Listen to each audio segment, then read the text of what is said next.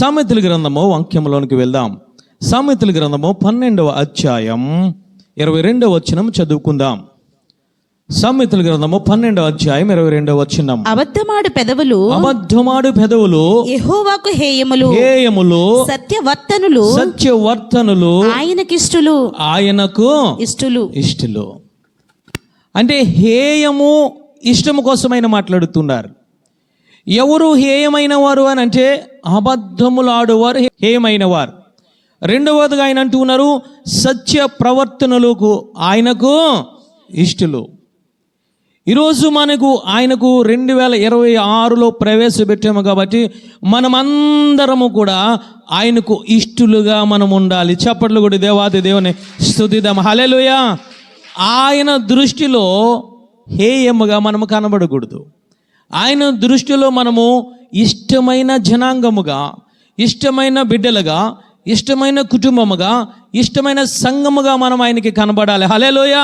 ఎప్పుడు కనబడతామయ్యానంటే ఈ లోకానుసారంగా నడవకుండా దేవుని వాక్యానుసారంగా నడిచేవారు అంటే సత్య ప్రవర్తనలు ఆయనకు ఇష్టలు. హల్లెలూయా.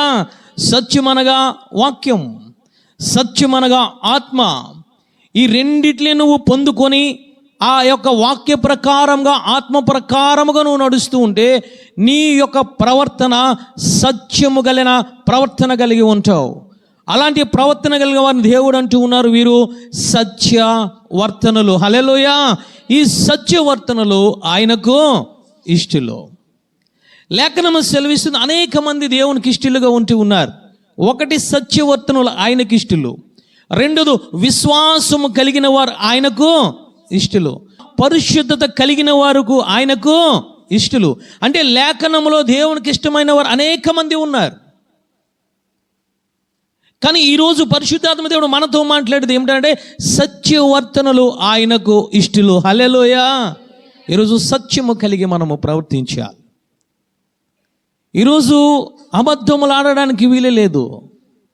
అబద్ధమును జనకుడు ఎవరు? సాతానుడు. అంటే నువ్వు సాతాను లక్షణాలు కలిగి, నేను సాతాను లక్షణాలు కలిగి ఉంటే ఆయనకు ఇష్టడుగా ఉండం. ఆయనకి హేయమైన కుటుంబములుగా, హేయమైన వ్యక్తులుగా మనం కనబడుతూ ఉన్నాం.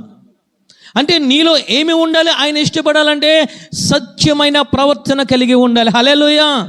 ఈరోజు నేను అనుకుంటూ ఉన్నాను, నేను అబద్ధం ఆడాను కాబట్టి దేవునికి ఇష్టముగా లేను అని అనుకుంటూ ఉన్నాను. అది నిజమే.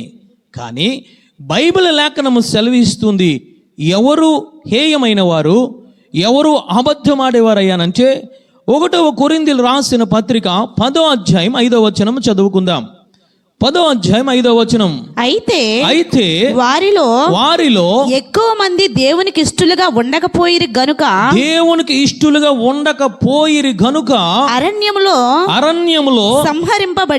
సంహరింపబడిరి. అనేక మంది దేవునికి ఇష్టలుగా లేరు. గల కారణం ఏమిటి అయ్యానంటే 7వ వచనంలో చివర వ్రాయబడి ఉంది చూడండి తల్లి.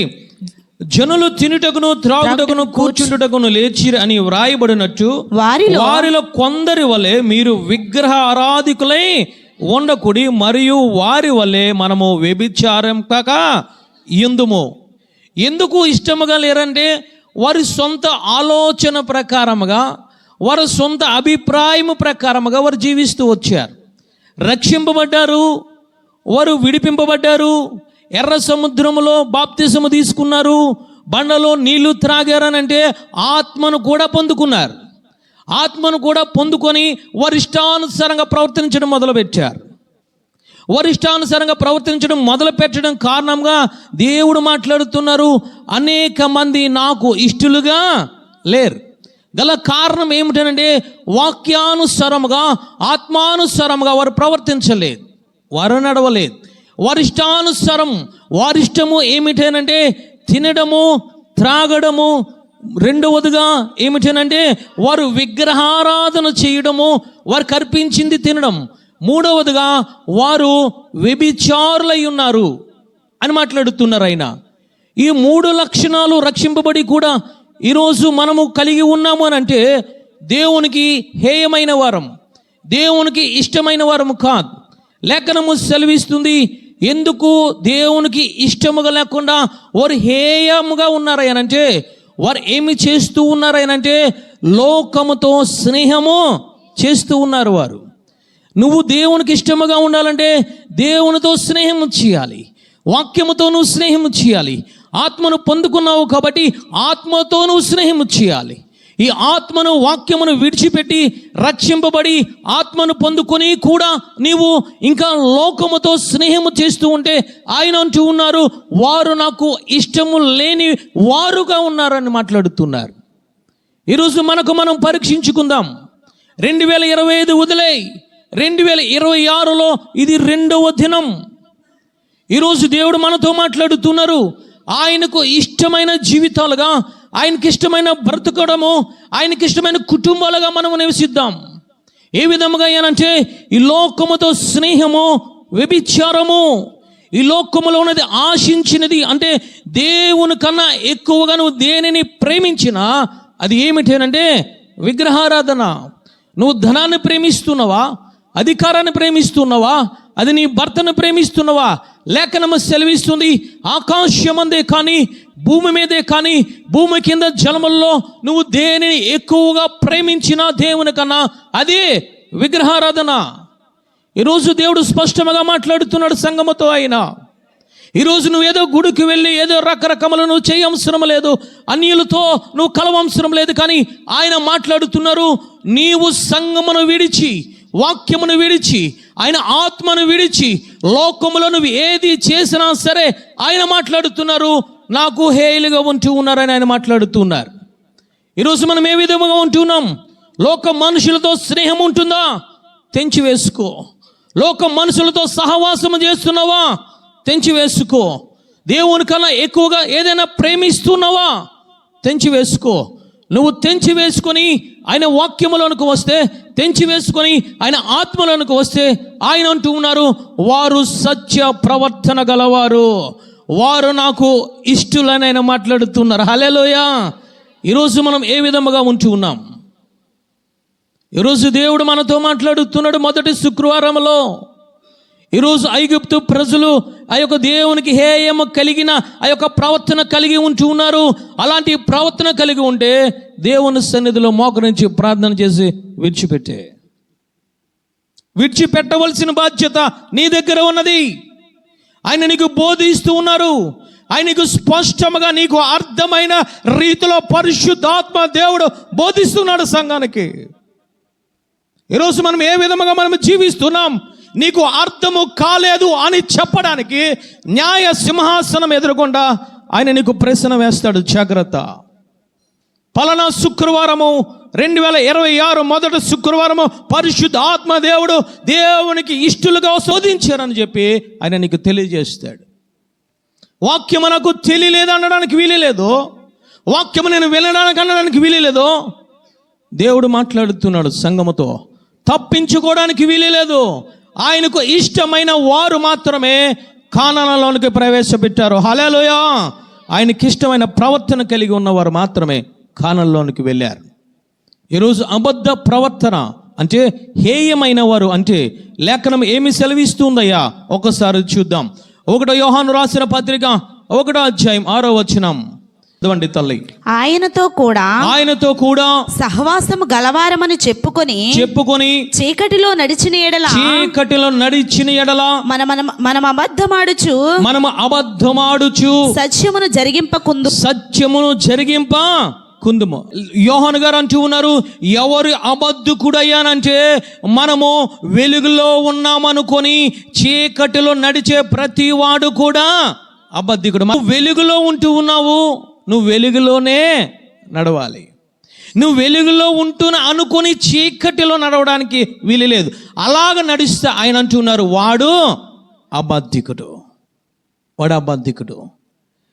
ఈరోజు నేను సంఘములో ఉంటూ ఉన్నాను, సహవాసములో ఉంటూ ఉన్నాను, ఆరాధన చేస్తూ ఉన్నాను, వాక్యాన్ని చదువుతూ ఉన్నాను, ఆత్మను పొందుకున్నానని నిష్టానుసారంగా చీకటి క్రియలు చేయడానికి వీలు లేదు.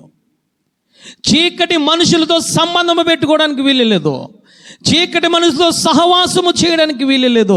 నువ్వు వెలుగులో ఉన్నావు కాబట్టి ఆయనతో నేను నడవాలి. హల్లెలూయా.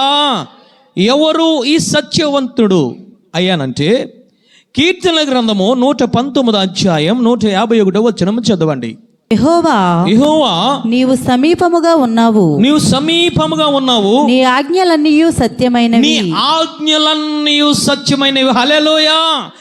160 చదువు తల్లి. 160. నీ వాక్య సారాంశము సత్యము, నీ వాక్య సారాంశము సత్యము. చప్పట్లు కూడా దేవాది దేవుని స్తుతిద్దాం. హల్లెలూయా. అంటే సత్యం అంటే ఏమిటనంటే ఆయన ఆజ్ఞలే. సత్యము యొక్క సారాంశము ఏమిటనంటే ఆయన వాక్యమే. అంటే నీవు సత్యవంతుడు, సత్యవర్తనులుగా నువ్వు దేవుని దృష్టిలో కనబడాలి అని అంటే నీవు వాక్యానుసారముగా నడవాలి. హల్లెలూయా.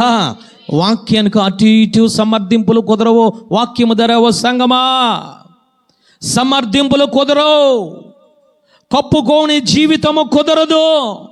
ఇది ఒక్కసారే కదా అని సమర్థించుకుంటూ ఉన్నారమో, ఈ ఒక్కసారే కదా పాపము, ఈ ఒక్క ఆజ్ఞ కదా తప్పిపోతూ ఉన్నాను, మిగతా 9 ఆజ్ఞలు కూడా నేను పాటిస్తున్నావు అనుకుంటూ ఉన్నావేమో. ఈరోజు అలాంటి వారి కోసము పరిశుద్ధాత్మ దేవుడు మాట్లాడుతున్నాడు. అలాంటి వారు దేవునికి హేయలో. నువ్వు పాటించవలసింది వాక్యము సత్యము, వాక్య సారాంశము సత్యము. కాబట్టి ఆ సారాంశమును నీ గుండెల్లో పెట్టుకొని నువ్వు నడవాలి. హల్లెలూయా. రెండవదిగా ఎవరయ్యా సత్యవంతుడయ్యానంటే ఆ శిష్యులతో దేవుడు మాట్లాడుతున్నారు. నేను వెళ్ళిపోవటం మీకు ప్రయోజనకరం, మంచిది. నేను వెళ్ళిపోయిన తర్వాత మీ మధ్యకు ఎవరిని పంపిస్తానో తెలుసా? పరిశుద్ధ ఆత్మను నేను పంపిస్తూ ఉన్నాను. పరిశుద్ధ ఆత్మకు మరి ఒక పేరు ఏమిటి అనంటే సత్య స్వరూపి అయిన ఆత్మ. హల్లెలూయా. చప్పట్లు కూడా దేవాది దేవుని స్తుతిద్దాం. హల్లెలూయా. అంటే సత్యవర్తనులుగా నువ్వు కనబడాలంటే ఒకటి సత్యమైన వాక్యానుసారముగా నడవాలి. రెండవదిగా సత్య స్వరూపి అయిన పరిశుద్ధ ఆత్మను పొందుకొని ఆయన మేఘము కింద నువ్వు నడవాలి. హల్లెలూయా. అది సత్య ప్రవర్తనలు చేసే యొక్క లక్షణం, నడిచే లక్షణం. కానీ ఇశ్రాయేలు ప్రజలు బాప్తిసము తీసుకున్నారు, వాక్యముని ఎరిగారు, బండలో నీళ్లు తాగారు, కానీ వాళ్ళ ఇష్టానుసారంగా జీవిస్తూ ఉన్నారు. ఈరోజు ఇష్టానుసారంగా జీవించడానికి కాదు దేవుడు నీ కోసం ప్రాణం పెట్టింది. దేవుడు నీ కోసం ఆత్మను భూమి మీద ఇంకా ఉంచింది. ఎందుకు తెలుసా? వాక్యమును గ్రహించి గుండెలో పరిశుద్ధ ఆత్మను పొందుకొని నువ్వు ఆత్మ చేత సత్యము చేత నడిపించబడాలి. హల్లెలూయా. అలాంటి వారు దేవుని దృష్టికి సత్యవర్తనులు. అలాంటి సత్యవర్తనులట దేవునికి ఇష్టమైన వారని లేఖనము సెలవిస్తుంది. హల్లెలూయా. అలాంటి సత్యవర్తనులు మాత్రమే ఆ యొక్క కానానులోనికి వారు ప్రవేశం. వారికి వాక్యాన్ని జాగ్రత్తగా మనము గ్రహిద్దాం. ఏమిటి ఈ సత్యవర్తనులు కలిగి ఉండే లక్షణము ఏమిటి అని అంటే ఒక్కసారి చూద్దాం. కీర్తనల గ్రంథము 51వ అధ్యాయం 6వ వచనం. అంతరంగములో సత్యము కోరుచున్నావు, నీవు అంతరంగములో సత్యము కోరుచున్నావు. చాలు తల్లి. అంటే అంతరంగములో సత్యం అంటే మనకు అర్థమైంది ఏమిటంటే దేవుని వాక్యం. రెండవదిగా పరిశుద్ధాత్మ దేవుడు. ఎక్కడ ఉండాలి వీరు అని అంటే నీ అంతరంగములోనే ఉండాలి. హల్లెలూయా. దావీదు గారు అంటూ ఉన్నారు, అయ్యా నువ్వు అంతరంగములో సత్యమును కోరుకునే దేవుడు. అంటే నువ్వు సత్య ప్రవర్తనురాలుగా నువ్వు కనబడాలి, ప్రవర్తన కలిగిన కుటుంబం కనబడాలంటే నీ అంతరంగంలో వాక్యము ఉండాలి, రెండవదిగా ఆత్మ ఉండాలి. హల్లెలూయా. రెండవ లక్షణం యోహాను సువార్త 17వ అధ్యాయం 17వ వచనం చదువుకుందాం. సత్యమందు వారిని ప్రతిష్ఠ చేయుము, సత్యమందు వారిని ప్రతిష్ఠ చేయుము, నీ వాక్యమే సత్యము, నీ వాక్యమే సత్యము. హల్లెలూయా. సత్య ప్రవర్తన యొక్క రెండవ లక్షణం ఏమిటనంటే వాక్యానికి అతను ప్రతిష్ఠించుకుంటాడు, ఆత్మకు అతను ప్రతిష్ఠించుకుంటాడు. లేఖనము సెలవిస్తుంది వాక్యము సత్యము. ఆ వాక్యమునకు నీవు రెండవదిగా నువ్వు ప్రతిష్ఠించుకోవాలి.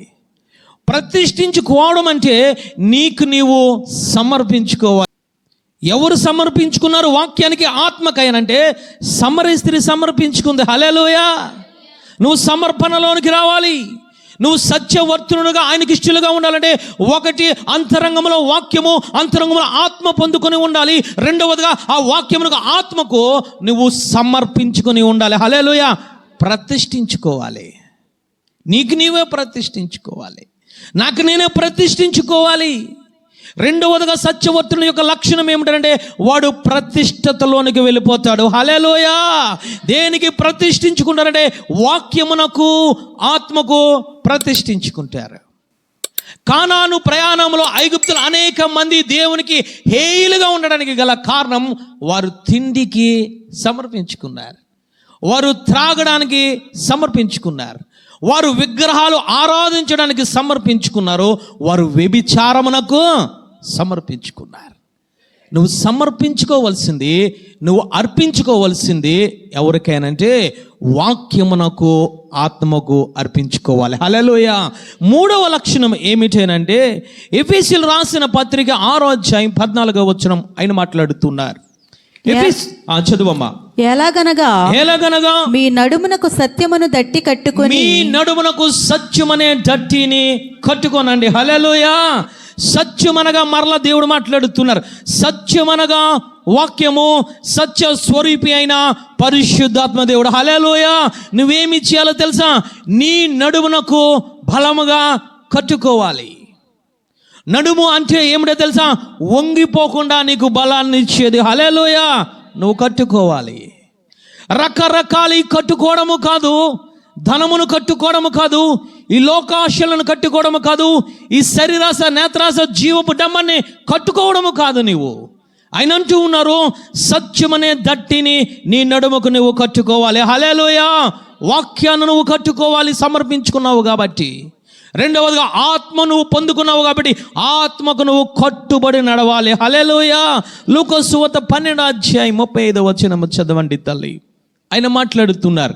ఏమిటి కట్టుకోవడం అంటే? ఆయన మాట్లాడుతున్నారు, నడుమును కట్టుకొని ఉండుడి, మీ నడుమును కట్టుకొని ఉండుడి, మీ దీపములు వెలుగుచుండనియుడి, మీ దీపములు వెలుగుచుండనియండి. హల్లెలూయా. చప్పట్లు కొట్టి దేవాది దేవుని స్తుతిద్దాం. హల్లెలూయా.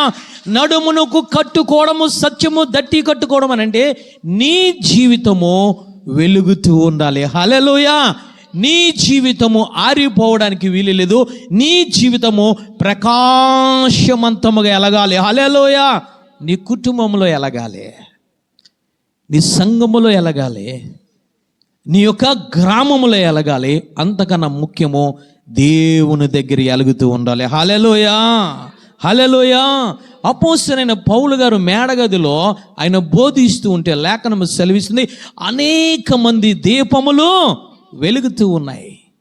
గల కారణం ఏమిటంటే వారందరూ దేవునికి ఇష్టలుగా ఉన్నారు.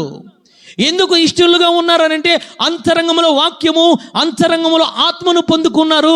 వారు రెండవదిగా ఆత్మకు, తర్వాత వాక్యానికి సమర్పించుకున్నారు. సమర్పించుకున్న తర్వాత వారు వెలగడం ప్రారంభించారు. హల్లెలూయా. ఆత్మను కట్టేసుకున్నారు. వాళ్ళు ఆత్మను గుండెలో దాచుకున్నారు, ఒక వాక్యాన్ని గుండెలో దాచుకున్నారు. దాచుకున్న కారణముగా వారందరూ మేడగదులు వెలుగుతూ ఉన్నారు. హల్లెలూయా. ఒకడు మాత్రం ఉన్నాడు, అడు అటు ఇటు చూస్తూ ఉన్నాడు. ఎవరయ్యానంటే ఐతుకు.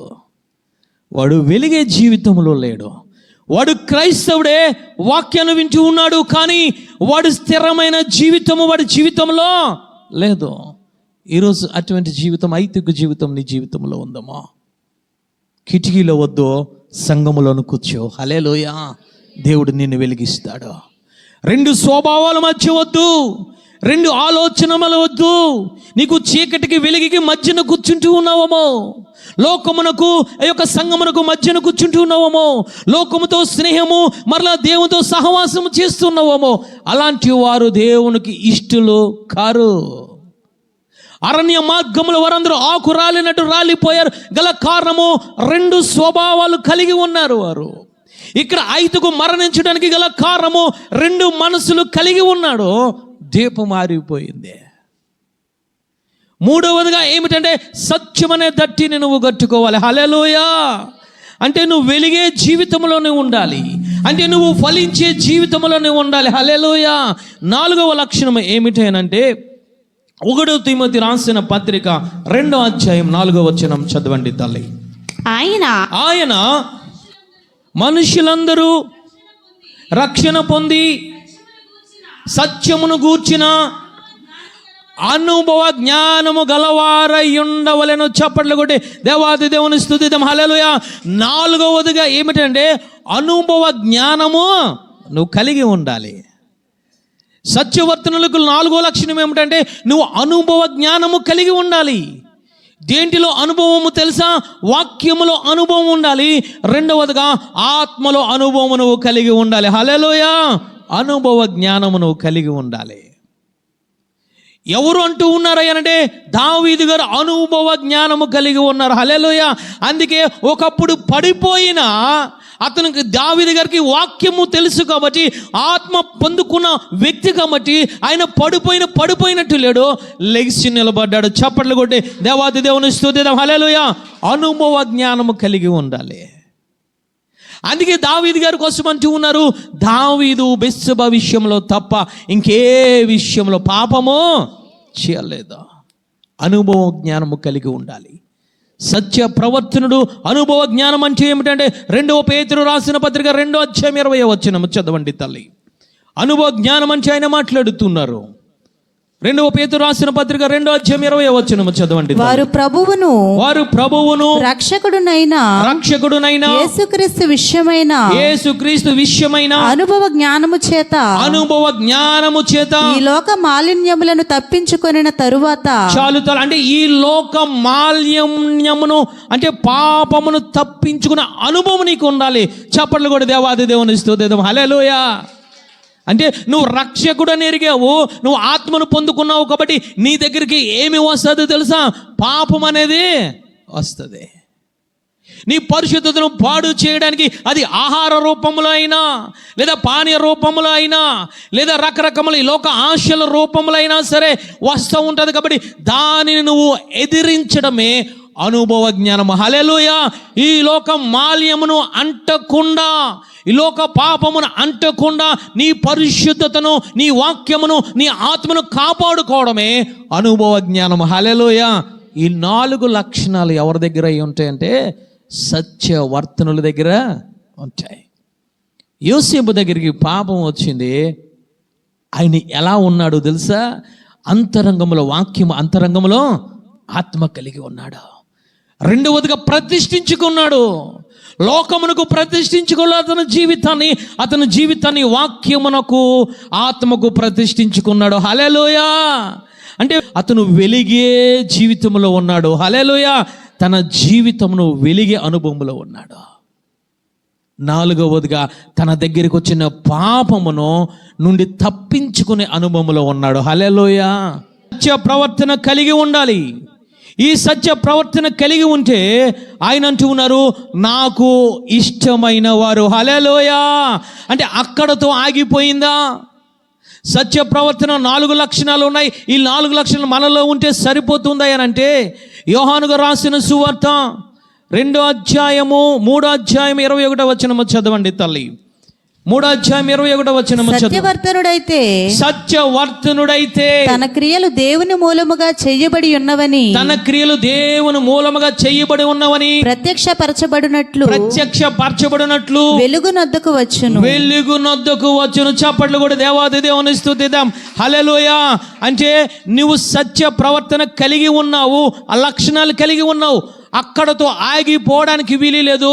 నీవు వెలుగు దగ్గరికి నువ్వు వెళ్ళిపోవాలి. హల్లెలూయా.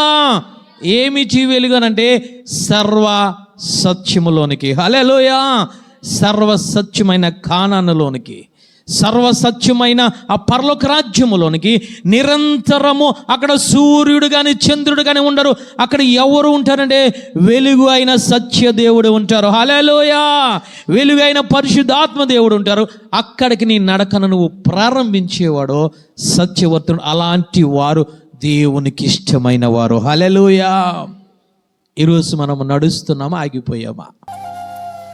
నేను సత్యవర్తుడునండి, నేను రక్షణ పొందాను, నా జీవితాన్ని సమర్పించుకున్నాను, నా జీవితం వెలిగిపోతూ ఉందండి, నేను పాపము నుంచి తప్పించుకుంటూ ఉన్నానండి, కానీ ఆగిపోయానండి. లోతు భార్య వలె ఆగిపోయానండి, ఇస్కరియోతు యూదా వలె ఆగిపోయానండి, దేమ వలె అంటే నువ్వు సత్యవర్తనుడు కాదు. నువ్వేమి చేయాలి? సత్యవర్తనుడు అయితే నీకు శ్రమలు వస్తాయి, నిందలు వస్తాయి, అనేక అవమానాలు వస్తాయి, కానీ వాటినన్నిటినీ తప్పించుకొని, ఆ పాప మాలిన్యము తప్పించుకొని అంతము వరకు సహించి నడిచేవాడే రక్షింపబడును. హల్లెలూయా. సహించుకోవాలి. మనం అంతము వరకు నువ్వు నడవాలి. ఎవరు నడిచారనంటే ఆదికాండము 6:9. ఆదికాండము 6:9. నోవాహు వంశావళి ఇదే. నోవాహు నీతిపరుడును తన తరములో నిందారహితుడనై ఉండును. నోవాహు దేవునితో కూడా నడిచిన. చప్పట్లు కూడా దేవాది దేవుని స్తుతిద్దాం. నోవాహు నిందారహితుడిగా ఉన్నాడు, సత్యవర్తనుడుగా దేవుడికి కనిపించాడు. అక్కడ లోకమంతా పాడైపోయింది. ఆ లోకమంతా త్రాగుడుతో, వ్యభిచారముతో, దేవునికి ఇష్టము లేని హేయమైన కార్యములతో నిండిపోయింది. కానీ ఒకే ఒక అతను దేవుని దృష్టికి సత్యవర్తనుడుగా కనిపించాడట. హల్లెలూయా. సత్యవర్తనుడు ఎవరయ్యానంటే నోవాహు. దేవుడు మాట్లాడుతున్నారు నోవాహు కోసము. నోవాహు దేవునితో నడిచెను. హల్లెలూయా. దేవుని వాక్య ప్రకారంగా నడిచాడు, దేవుని ఆత్మ ప్రకారంగా నడిచాడు. ఏ విధముగా తెలుసా? అంతరంగముల వాక్యాన్ని, ఆత్మను పెట్టుకున్నాడు. ఆత్మకు, రెండవదిగా ఆత్మకు వాక్యం తన జీవితాన్ని సమర్పించుకున్నాడు. మూడవదిగా వెలిగే జీవితములో ఉన్నాడు. చివరగా ఏమిటి అనంటే తను అనుభవ జ్ఞానము కలిగి ఉన్నాడు. హల్లెలూయా. ఏమిటేనంటే సత్యవర్తునైన నోవాహును చూసి దేవుడు అంటూ ఉన్నారు, నీవు ఈ తరములో నిందారహితుడిగా, సత్యవంతుడిగా, నీతిమంతుడిగా కనబడుతున్నావు కాబట్టి నీవు రక్షణనే వాడను సిద్ధం చేసుకో. హల్లెలూయా. ఏ విధంగా కట్టుకున్నాడు రక్షణ వాడనంటే తన అనుభవ జ్ఞానము చేత కట్టాడు. హల్లెలూయా. వాక్యానుసారంగా కట్టాడు. ఆత్మను పొందుకుని ఆత్మానుసారంగా తన కుటుంబాన్ని కోసం వాడను కట్టుకున్నాడు. చప్పట్లు కొట్టి దేవాది దేవుని స్తుతిద్దాం. హల్లెలూయా. కట్టుకున్న వాడ అక్కడే ఉండలేదు. దేవుడు ఎక్కడికైతే నడిపిస్తూ ఉన్నాడో ఆ వాడను అరారతు పర్వతము దగ్గరికి వెళ్ళిపోయింది. హల్లెలూయా. అంటే దేవునికి ఇష్టమైన వారు ఎవరనంటే సత్యవర్తనులు. సత్యవర్తనులకు ఆయనకి ఇష్టమైన వారు. సత్యవర్తనుల లక్షణాలు 4 పరిశుద్ధాత్మ దేవుడు మనకు తెలియజేశారు.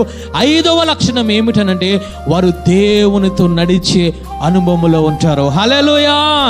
సత్యవర్తనుడు ఆగిపోడు. సత్యవర్తనుడు ఏమి చేస్తాడు తెలుసా? ఆగిపోక ముందుకు సాగిపోతూ ఉంటాడు. హల్లెలూయా. ఆది కాండములోనే ఒక ఆయన ఉన్నారు. ఎవరైనానంటే హనోకు. అతను 300 సంవత్సరములు కూడా దేవునితో నడుస్తూ పరమునకు ఏగిపోయాడు. గల కారణం ఏమిటో తెలుసా? హానోకు దేవుని దృష్టిలో సత్యవంతుడు. చప్పట్లు కొట్టి దేవాది దేవుని స్తుతిద్దాం. హల్లెలూయా. ఈరోజు నువ్వు సత్యము కలిగి ప్రవర్తిస్తున్నావా? ఆత్మను పొందుకుని ఆత్మానుసారంగా నువ్వు జీవిస్తుంటే ఆయన దృష్టికి సత్యవంతుడిగా కనిపిస్తావు, సత్యమైన సంఘముగా కనిపిస్తావు, సత్యవర్తుల యొక్క కుటుంబంగా కనబడతావు. వారిని దేవుడు అంటూ ఉన్నారు, నేను ఉండే స్థలములోనికి వారిని తీసుకువెళ్ళిపోతానని మాట్లాడుతున్నారు. హల్లెలూయా. 3వదిగా అపోస్తలుడైన పౌలు గారు అంటూ ఉన్నారు, నేను క్రీస్తును పోలి నేను నడుచుకున్నాను. హల్లెలూయా. మీరు నన్ను పోలి నడుచుకోండి. క్రీస్తు ఏ విధముగా ఉన్నాడో తెలుసా? క్రీస్తు వాక్యమై ఉన్నాడు, క్రీస్తు ఆ యొక్క ఆత్మై ఉన్నాడు. చప్పట్లు కూడా దేవాది దేవుని స్తుతిద్దాం. హల్లెలూయా. అందుకే ఆయన అంటూ ఉన్నారు, నేను వాక్యానుసారంగా నడుస్తున్నాను, నేను ఆత్మను పొందుకుని ఆత్మానుసారంగా నడుస్తున్నాను, నేను క్రీస్తును పోలి నడుచుకున్నాను కాబట్టి మీరు నన్ను పోలి నడుచుకోండి. ఎక్కడికి నడుస్తున్నాడు ఆయన? ఎక్కడికి పరిగెడుతూ ఉన్నాడు తెలుసా? గురి యొద్దకే పరిగెడుతూ ఉన్నాడు. హల్లెలూయా. పూర్వము ఆయన హింసకుడు, పూర్వము ఆయన దోషకుడు, పూర్వము ఆయన హానికరుడు. దేవునికి ఇష్టమైన జీవితం అతనిలో లేదు, కనబడలేదు తల్లి. దేవునికి అసహ్యుడిగా ఉన్నాడు. కానీ దేవుడు దర్శించిన తర్వాత, దేవుడు మాట్లాడిన తర్వాత ఆయన అనే మాట ఏమిటో తెలుసా? నేను క్రీస్తును పోలి నడుచుకుంటూ ఉన్నాను. నడుచుకునేటప్పుడు ఆయన చేసింది ఏమిటో తెలుసా? సమస్తమును పెంటగా ఎంచుకున్నాను. చప్పట్లు కూడా దేవాది దేవుని స్తుతిద్దాం. హల్లెలూయా. ఈ లోకాశలో ఒకప్పుడు నేను కలిగి ఉన్నాను. ఈ లోక సాంప్రదాయాలు ఎప్పుడు కలిగి ఉన్నాను నేను ఒకప్పుడు. ఈ మూఢనమ్మకాలు కలిగి ఉన్నాను. నిజమైన క్రీస్తును ఎరగక, నిజమైన ఆత్మను ఎరగక సంఘాన్ని హింసించాను, సంఘాన్ని దూషించాను, సంఘాన్ని హాని చేశాను. ఇవన్నిటిని విడిచిపెట్టి నేను క్రీస్తును పోలి నడుచుకుంటూ ఉన్నాను. హల్లెలూయా. ఈరోజు నడుచుకున్నవాడే క్రైస్తవుడు, నడుచుకున్నవాడే సత్యవర్తనుడు. ఈరోజు మనం ఆ విధంగా నడుచుకుంటూ ఉన్నామా? ఈ లక్షణం మనం కలిగి ఉన్నామా? ఈరోజు నువ్వు ఎన్ని నిందలు నీ మీదకి వచ్చినా, ఎటువంటి పాపము మాలిన్యం నీ దగ్గరికి వచ్చినా, నువ్వేమి చేయాలంటే ఆత్మానుసరముగా, వాక్యానుసరముగా నువ్వు నడవాలి. హల్లెలూయా. నోవహు నడిచాడు, ఉన్నతమైన స్థానంలో దేవుడు నిలబెట్టారు తల్లి.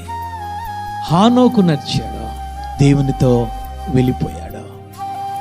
తర్వాత అపోస్తలుడైన పౌలు గారు నడిచారు, ఆ గురి యొద్దకు వెళ్ళిపోయాడు తల్లి. నడవవలసింది వాక్యముతోనూ ఆత్మతోనూ నడిస్తే అగ్నిరథములు నీ కోసము వస్తాయి. హల్లెలూయా. ఆయన మధ్యాకాశానికి రాబోతూ ఉన్నాడు. అందుకైనా అంటూ ఉన్నారు, సామెత గ్రంథములు ఆయన అంటూ ఉన్నారు, అబద్ధములాడు వారు దేవునికి హేయులు. ఎవరు అబద్ధములాడువారంటే వెలుగులో ఉంటూ ఉన్నానని భ్రమతో, వెలుగులో ఉంటూ ఉన్నానని ఆలోచనతో చీకటిలో నడిచేవారు ఎవరైనంటే అబద్ధికుడు. అబద్ధికుడు. నువ్వు వెలుగులో ఉన్నావు కాబట్టి వెలుగులోనే నీవు అంతము వరకు నువ్వు నడవాలి. హల్లెలూయా. ఎవరు ప్రేరేపించినా ఓ సంగమా, నీ భర్త ప్రేరేపించినా, నీ భార్య నిన్ను ప్రేరేపించినా, లేదా నీ గ్రామస్తులు నిన్ను ప్రేరేపించినా, వాక్యానుసరముగా నడువు. ఆత్మ నీతో ఏది మాట్లాడుతుందో ఆత్మానుసరముగా నడవడం ప్రారంభించు. అప్పుడు నువ్వు దేవునికి ఇష్టురాలుగా అయిపోతావు. హల్లెలూయా. సత్యవర్తనులుగా అయిపోతావు. అందుకే దావీదు గారు అంటున్నారు, 139వ దావీదు కీర్తన 23-24 వచనం చదవండి తల్లి. దావీదు గారు అంటూ ఉన్నారు, దేవా నన్ను పరిశోధించి నా హృదయమును తెలుసుకొనుము, నన్ను పరీక్షించి నా ఆలోచనలు తెలుసుకొనుము. నీకు ఆయాసకరమైన మార్గము నా యందున్నదేమో చూడుము, నా అందు ఉన్నదేమో చూడుము. నిత్య మార్గమును నన్ను నడిపించు, నిత్య మార్గములో నన్ను నడిపించు. దావీదు గారు అంటూ ఉన్నారయ్యా, నేను ఒకప్పుడు పాపము చేశాను, నేను మరలా నీ వాక్యములోనికి, మళ్ళా నీ సన్నిధానములోనికి, మళ్ళా నీ ఆత్మలోనికి వచ్చానయ్యా. ఒక్కసారి నన్ను పరిశీలించు, ఒక్కసారి నన్ను పరీక్షించు. నా దృష్టికి నేను సత్యవర్తుడిగా కనిపిస్తూ ఉన్నానయ్యా, నా ఆలోచనకు నేను నీతిమంతుడిగా కనిపిస్తూ ఉన్నానయ్యా. కానీ నీ వాక్యపు వెలుగులో, నీ ఆత్మ వెలుగులో నీకు ఆయాసకరమైనది ఏదైనా ఉన్నదేమో నన్ను పరిశీలించు, నన్ను పరిశోధించు, నీ సత్యమైన మార్గములో నన్ను నడిపించు ప్రభు అని దావీదు గారు అంటూ ఉన్నారు. ఈ రాత్రికాల సమయంలో నీకు నువ్వు పరీక్షించుకో. వాక్యం అనే వెలుగులో, ఆత్మ అనే వెలుగులో ఈ జీవితంలో ఏదైతే దేవునికి ఆయాసకరమైనవి ఉన్నవో, ఈ యొక్క కన్నీరు తెప్పించే ఈ యొక్క జీవితము నీలోదున్నదో నీకు నువ్వు పరీక్షించుకోవాలి తల్లి. అందుకే సామెతల గ్రంథకర్త మాట్లాడుతున్నారు, అబద్ధికులు ఆయనకు హేయులు, సత్య ప్రవర్తన గలవారు ఆయనకు ఇష్టలు. ఆయనకి ఇష్టమైన వారే పరలోక రాజ్యానికి వెళ్తారు. రక్షింపబడి ఆత్మను పొందుకొని బాప్తిసము తీసుకొని నీ ఇష్టానుసారంగా ఐరిలో ఆ యొక్క ఐగుప్తు నుంచి ఆ కానానికి వెళ్ళే దారిలో నీ ఇష్టానుసారంగా ప్రవర్తిస్తే ఆయన అంటూ ఉన్నారు, అనేక మంది నాకు ఇష్టము లేని వారుగా ఉన్నారు, వారు ఆకు రాలినట్లు మార్గములో రాలిపోయారు. ఈరోజు దేవుడు నీతో నాతో మాట్లాడారు. ఏదైనా ఆయాసకరమైనది, దేవుని దుఃఖ పెట్టేది, దేవుని మనసును నొప్పించేది, ఈ లోకముతో స్నేహం ఉందా? లోక ఆచారాలు ఉన్నాయా? ఏదైనా మాలిన్యం నీ జీవితంలో ఉందా? దేవుని దగ్గర ఒప్పుకో. నేను విడిచిపెట్టేస్తానయ్యా, నువ్వు నాతో మాట్లాడావు. ఇదిగో 2026 సంవత్సరం మొట్టమొదటి శుక్రవారం నాతో మాట్లాడు. నీ మార్గంలో నేను వస్తాను, నీ ఆత్మ కిందకి నేను వస్తాను, సత్య ప్రవర్తన కలిగి అంతము వరకు నేను నీతో నడుస్తానని ఒక నిబంధన తీసుకుందాం. ఎక్కడ వారు అక్కడ నిలబడదాము తల్లి. ఈరోజు దేవుడు నిన్ను ప్రేమించి,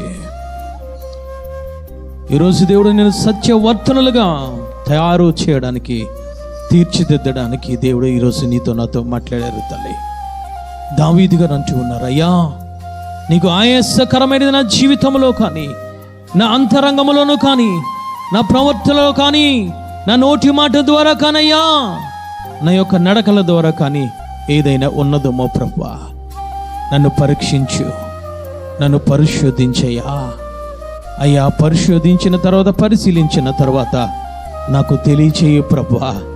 నేను కప్పుకోకుండా ఒప్పుకుంటానయ్యా, నేను విడిచిపెడతానయ్యా. అప్పుడు నన్ను నీ సత్యమైన మార్గములో, జీవమైన మార్గములో నన్ను నడిపించు ప్రభువా. నీ వాక్యానుసారంగా నన్ను నడిపించు ప్రభువా. నీ ఆత్మానుసారంగా నన్ను నడిపించు ప్రభువా.